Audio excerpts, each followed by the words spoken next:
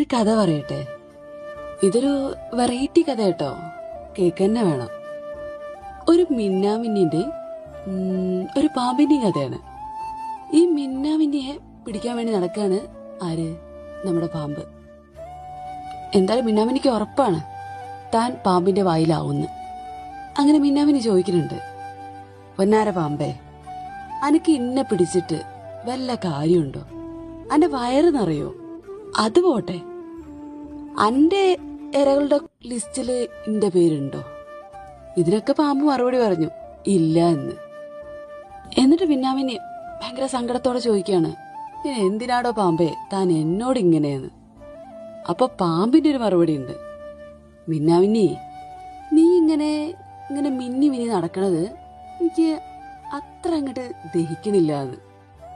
കാര്യം ബോധ്യപ്പെട്ടല്ലോ.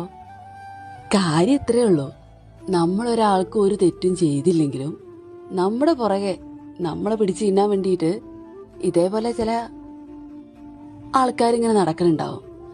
നമ്മളത് ആദ്യമേ ഒന്ന് തിരിച്ചറിഞ്ഞാൽ മതി, അല്ലെങ്കിലേ ഭയങ്കര അപകടം കേട്ടോ.